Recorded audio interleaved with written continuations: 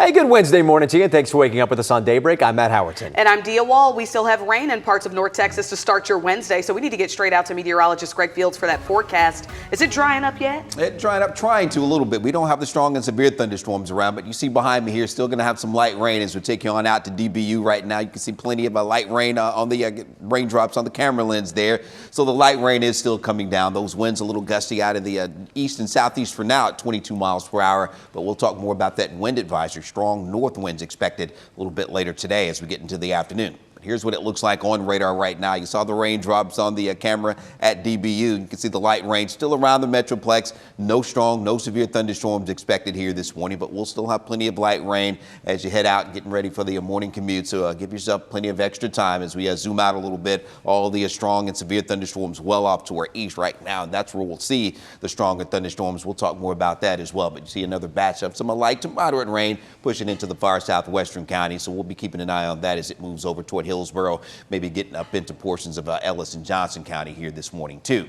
Temperature wise, looking at some low 60s out there for you right now. So we'll see those temperatures still on the warmer side today, but those north winds will usher in some cooler air a little bit later today. Those strong north winds that I mentioned, rain tapers off at sometime after 7 a.m. as we head toward 10 o'clock this morning. Don't think we'll see much more of any rain around the area. Will clear out. Those north winds pick up. So plenty of sunny skies, but strong north winds 20 to 30, maybe gusting to 40 later today with those temperatures falling into the lower 70s late this afternoon. All right, let's get over to Erica. You do have some issues out there on the road still. Yes, we do, Greg. Thank you. 532 traffic impact commute where we're running into some delays. If you're getting ready to leave Rockwall County, travel on 30 westbound into Dallas County towards 635, where a lot of folks commute in the morning. We've got a wreck out along that stretch. It's on I-30 and Blackland Road in the Rowlett area this morning. We definitely have some backups. I do want to show you the camera just behind it at Circle Lane, where it is looking like a parking lot this morning. So this is going to be the one big backup that we are dealing with right about here.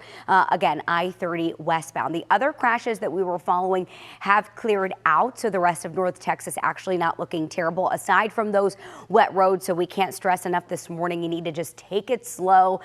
Give yourself plenty of extra travel time because things are slick. A little bit south of the downtown Dallas area, 35E and 8th Street East 8th, everything moving nicely, but we're seeing those wet roadways. Same thing across Collin County, 75 and Park Boulevard. And just leaving you with a look at our map across North Texas, where we do still have a lot of green out here. We've got team coverage on the roadways this morning. Chris Sonnigy out driving around monitoring things. Where are you right now and how are things looking? Erica, we are on 30 westbound, so we may be coming up on that backup that you were just talking about. We're here in Rockwall. We're crossing the lake right now. As for the road conditions, not too bad. They are wet, but those big storms overnight, we're not seeing any rainfall right now. We've seen maybe a sprinkle since we've been out here on the roads this morning, but we do see that there are a few ponds here and there on the side of the highways. Not a lot of flooding that we've been able to see on I-30. Now you'll see people passing us. I guess they're in a hurry, and that's why typically when we see wet highways, we always see some kind of collision. Just people can't help themselves. But if I were to give them some advice, I would tell them to slow it down just to be safe, even though the conditions on the road aren't too bad. Even a little bit of moisture, we know, causes people to slip and slide and can make for a messy morning commute. But hopefully that does not happen. We'll be out here monitoring throughout the morning. For now, I'll send it back into Matt. All right, thank you so much, Chris. Doesn't hurt to take it slow. And as the storms pass, we brought you live updates of the forecast on WFAA Plus. Take a moment to download it to your TV if you haven't to find live radar, exclusive content, and more.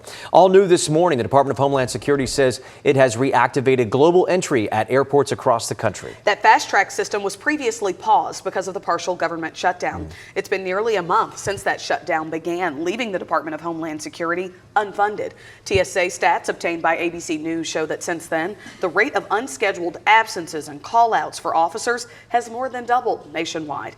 More than 300 TSA agents have left the agency altogether. TSA workers are set to miss their first full paycheck this week.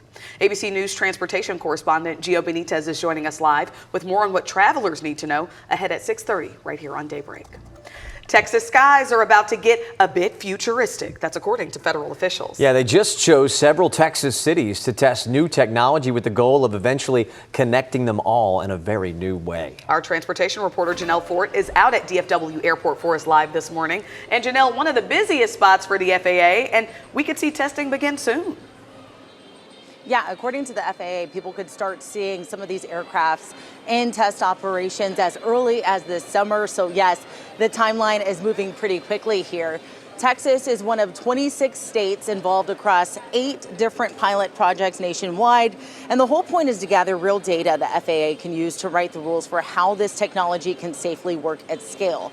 What the federal government is building with these pilot projects is basically one of the biggest real-world testing environments in the world for this next generation of aircraft. For Texas, the focus is on regional connections between Dallas, Austin, San Antonio, and eventually Houston. The companies working on this pilot are Archer, Beta, Joby, and Wisk, and this goes way beyond just air taxis. They're also looking at regional passenger flights, cargo and logistics, emergency medical response, autonomous flight technology, even offshore and energy-related transportation. And what happens here could shape how the FAA rolls this out across the country. So later on today, I will be speaking with FAA officials about this, and we'll give you the latest both on air and online. Sending it back to you guys in the studio. All right, thank you so much, Janelle. Here are 3 things that you need to know this morning. A South Dallas nonprofit that helps families and others in need asking for some help itself. MAPA provides support to the homeless, focusing their efforts on single mothers and sons. They say last week someone stole their storage unit worth more than $100,000. The unit was empty, but organizers plan to fill it with donations to help the community. They're asking anyone with information to come forward because they need something to store that stuff in. CBS is launching a new digital platform powered by AI. It says it will team up with Google Cloud to roll out Health 100. The companies say it will act like a free professional personal health assistant, providing users with information on drug costs, medical benefits, and expert guidance. It's set to debut later this year. A new IKEA opens in Dallas this morning, and we were live inside the store at the shops at Park Lane yesterday on Daybreak. Here's some footage right here. This is a new small format version of the Swedish furniture store. It will take up 2 stories and offer 3,200 items, and doors open at 10 a.m. 5:37 on your Wednesday, and a raid in one North Texas town just uncovered tens of thousands of fake luxury items. Coming up at 6 o'clock, who investigators tied them to and how much they're worth on the street. Plus, the action star planning a comeback with the return of 3 of his most famous roles. And talk about a goodie bag, from snacks to trips, the big items that this year's Academy Award nominees will be taking home, even if they don't walk away with an Oscar. And the rain and thunderstorms moving out of the area. Those winds, though, they pick up later today. There's a look at the wind advisory, 1 p.m. until 10 p.m. here this evening, as we will have the rain and storms tapering off, clearing skies, but those winds, they will be quite gusty to near 40 miles per hour for that drive home later today. So that's something to keep in mind. And right now, as you get ready to head out the door, we are following a crash in the Rowlett area. It's on westbound I-30 and Blackland Road, just a little bit west of Rockwall County this morning. Still have a right lane closure and backups. I'm going to show you that in a little bit more detail coming up in my full report.